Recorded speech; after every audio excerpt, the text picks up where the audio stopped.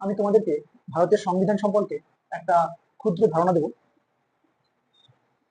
11 এবং 12 সিলেবাসে তার সাথে সাথে সামনে যে আপার প্রাইমারি পরীক্ষা হবে, তখন এই অংশ থেকে 2 থেকে 3টে প্রশ্ন প্রতি বছরই পড়ে এবং পড়বে। আমি এইগুলো সম্বন্ধে একটা জিস্ট ধারণা, এতগুলো বিষয় অনেকটা প্রশ্ন এর ভিতরে আছে, সেই প্রশ্নগুলো এখান থেকে কম করে 5 থেকে 7খানা প্রশ্ন যে কোনো পরীক্ষা, চাকরির পরীক্ষা ইম্পর্টেন্ট এবং পড়ে। তাহলে শুরু করি। আজকের পড়ার বিষয় হলো ভারতের সংবিধান।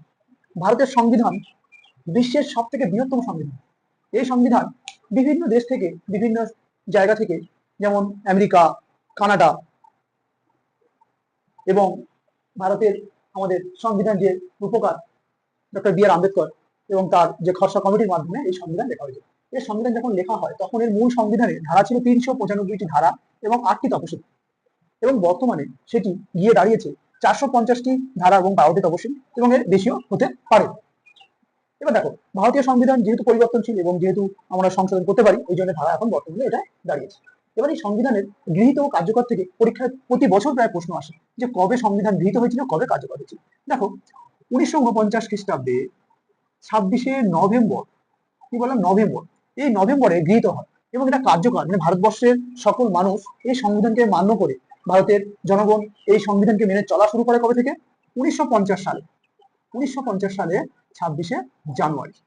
এই 1950 সালে 26শে জানুয়ারি আমরা কি দিন পালন করি? প্রজাতন্ত্র দিবস বা সাধারণতন্ত্র দিবস। এই দিন থেকে ভারতের সংবিধান কার্যকর হয়। এই 26শে জানুয়ারি দিনটা একটা আলাদা গুরুত্ব আছে, সেই কারণে এই দিনটাকে আমরা সংবিধানকে কার্যকর করি। এবার এই সংবিধান যখন তৈরি হয়েছিল তার আগে এই সংবিধানের ধারণা প্রথম দিয়েছিল এম এন রায়। এম এন রায়, মোটামুটি আমরা সবাই এনার সম্বন্ধে জানি, তিনি একজন কমিউনিস্ট নেতা ছিলেন। এর আসল নাম মানবেন্দ্রনাথ রায় বা নরেন্দ্রনাথ ভট্টাচার্য। তিনি ভারতীয় সংবিধানের কথা প্রথমে বলেন যে ভারতবর্ষের লিখিত সংবিধান প্রয়োজন। গান্ধীজি কিন্তু বলেছিলেন যে একটা অলিখিত সংবিধান থাকলেই হবে, যেমন ইংল্যান্ডে আছে অলিখিত সংবিধান, ঠিক তেমন। কিন্তু ভারতের সংবিধান লিখিত হওয়ার কথা তিনি প্রথম বলেন, এবং যেহেতু উপদেষ্টা হিসেবে বি এন রাও এটা পরীক্ষায় পড়ে। ভারতের সংবিধানের সিম্বল পরীক্ষায় পড়ে হাতি। হাতি হচ্ছে ভারতের সংবিধানের সিম্বল। আর এই সংবিধানটাকে সুন্দরভাবে একটা ক্যালিগ্রাফি সুন্দরভাবে লিখেছিলেন তিনি হচ্ছে আমাদেরই একজন বাঙালি, নন্দলাল বসু।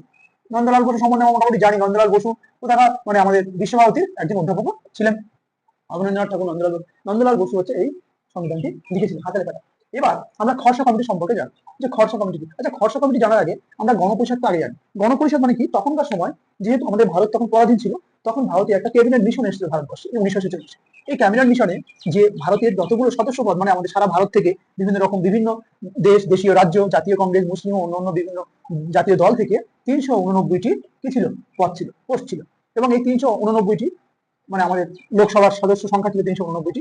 তারপর এর মধ্যে 93 ছিল দেশীয় রাজ্য। দেশীয় রাজ্য মানে কি? এরা স্বাধীন দেশের রাজা, যেমন আমাদের কাশ্মীরের হরি সিং বা আমাদের যে হায়দ্রাবাদের নিজাম, ঠিক তেমনি এরকম 93টি দেশীয় রাজা ছিল। এবং এই 296টি যে সদস্য মানে আমরা পেয়েছিলাম, তার মধ্যে ব্রিটিশ ভারতে ছিল 296টি, তার মধ্যে 208টি জাতীয় কংগ্রেস, 93টি ছিল মুসলিম লীগ এবং 15টি ছিল অন্য অন্য যারা ছিল অন্য অন্য মানে দলের, যেমন ফরওয়ার্ড ব্লক বা কমিউনিস্ট দল, সেখান থেকে 15টা ছিল। এই গেল তখনকার সময় ক্যাবিনেট মিশন। এই ক্যাবিনেট মিশন থেকে আমরা গণপরিষদ একটা তৈরি করা হয়েছিল। সেই গণপরিষদের অস্থায়ী সভাপতি প্রথম ছিল সচ্চিদানন্দ সিনহা। সচ্চিদানন্দ